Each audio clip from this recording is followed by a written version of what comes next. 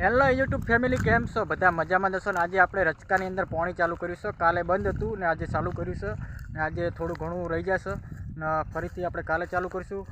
Instagram અને ફેસબુકમાં like અને follow કરી નાખજો. ચાલો તો હું તમને બધું બતાવી દઉં કે કેટલું પાયું છે આજે ને કેટલું બાકી રહી ગયું, બધું આપણે વિડીયોની અંદર જોઈશું.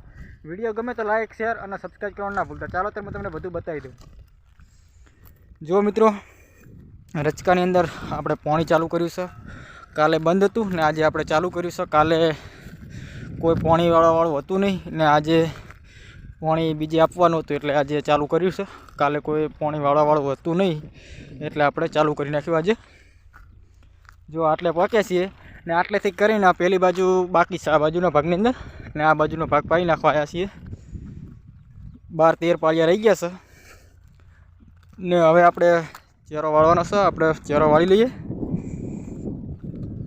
ને એક હંગાથી 2 ચેરા ભરાઈ ગયા. આપણે ચેરો વાળી લઈએ.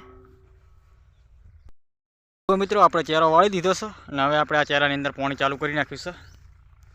આ બાજુનો બધો ભાગ પાયા વગરનો બાકી છે. 12-13 પાળિયા છે એ બધું હવે કાલે પી રહેશે. કાલે થોડું ઘણું રહી જશે ને આજે મોડું પાણી ચાલુ કર્યું હતું. મોડું પાણી ચાલુ કર્યું હતું એટલે રહી જશે. જો અત્યારે તો પાણી માપે આવેલું છે, એકદમ ફૂલ નહીં આવતું. 2 ચેરા ભરાઈ ગયા છે કમ્પ્લીટ. બાજુમાં એરંડા છે, એરંડા પૂરા થઈ ગયા. હવે ઉહડીઓ કરવાનો છે, પછી આમાં કપાસ આવશે 5મા મહિનાની અંદર. આ બાજુ તો બધું પાઈ નાખ્યું છે કમ્પ્લીટ ના એટલું બાકી રહ્યું છે જે પાણી જાય રહ્યું એટલું જ. 12-13 પાળિયા બાકીનું તો બધું કમ્પ્લીટ પાવી નાખ્યું છે. જારમાં પાણી ચાલુ છે ના અત્યારે 1 રેલો અહીંયા છે. આ બાજુ સિસ્ટમ એવી છે કે બોરનું પાણી વધારે આવે એટલે 2 રેલા હોય છે, એટલે 2 ઠેકાણે પાણી ચાલુ થાય ત્યારે આપણે એક ખેતરની અંદર પાણી આવે. એક અહીંયા જાય ને એક અહીંયા આવે એટલે 2 ઠેકાણે પાણી ચાલુ થાય ત્યારે આવે. અને અત્યારે અહીંયા પાણી ચાલુ છે, જુઓ કુંડીમાં. એ પેલો બોર દેખાય રહ્યો એકથી પાણી આવે છે. જો અત્યારે વાદળ સોયો કર્યો છે ફૂલ. અમુકને ઘઉં વાઢ્યા વગરના ઊભા છે અને વાઢેલા છે અને એવા બધા છે. અને જેને વાઢેલા પડ્યા છે એ બધા ભેગા કરેલા છે. એવું બધું છે એટલે વરસાદ ના આવે એટલું સારું હતું. એટલે બધાને ઘઉં વાઢેલા છે, વાઢી લઈ લે ને બધું કામ પાલી લે ને પછી જેઠ મહિનાની અંદર વરસાદ પડે તો પછી કપાસ વાવવાની મજા આવે. એટલે કપાસ પણ સારો ઉગે અને બધી રીતે કમ્પ્લીટ થઈ જાય. પાણી કમ્પ્લીટ આવેલું છે ફૂલ. હવે બીજો ચેરામાં વાળી દીધું છે. ઠેઠ ઓલી કુંડિયાથી પાણી આવે છે એટલે બહુ વાર લાગે છે પાણી આવતા અહીંયા. એટલે જમીન સુસ્તી આવે એટલે માપે પોકે પાણી અહીંયા. એકદમ ફૂલ પાણી ના આવે. ફૂલ પાણી આવે પણ એનું કને હોય ને તો કદાચ ફૂલ આવે, નકા આટલા સીટે પાણી ફૂલ ના આવે.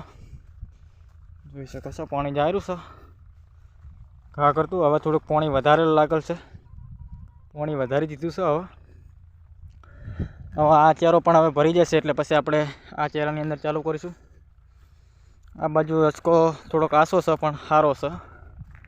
આસો એટલો સારો, ફૂટ સારી કરશે.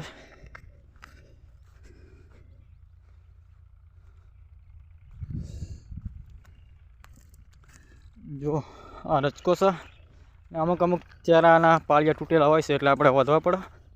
જે પહેલી વખત આપણે વાળ્યું હતું એટલે અંદર ફંટા હતા એટલે વાટ્યા વગર એટલે એમને વાળી દીધું હતું પાણી. રચકો કેવો છે મિત્રો કોમેન્ટ કરજો. આજે ચોથો દિવસ છે પાણી વાળવામાં ને 5મા દિવસે પાણી, 5મા કે 6ઠા દિવસે પાણી પી રહેશે. આ બાજુ ચેરો ભરાઈ ગયો. હવે આ ચેરાની અંદર ચાલુ કરેલું છે. આ બાજુ થોડોક રચકો સારો છે. પહેલું પાડી નાખ્યું હતું રાતના કાપની અંદર અમે પાણી વાળેલું છે.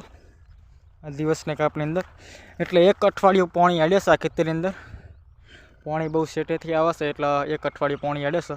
અને પહેલાં બોરનું પાણી આવતું હોય તો 4 દિવસની અંદર પી રહે એટલે પાણી વધારે આવે છે એ બોરનું. એમાં 3 રેલા પાણી થાય છે. 3 જણા પાણી વાળવાવાળા હોય ને ત્યારે આપણા ખેતરની અંદર પાણી આવે.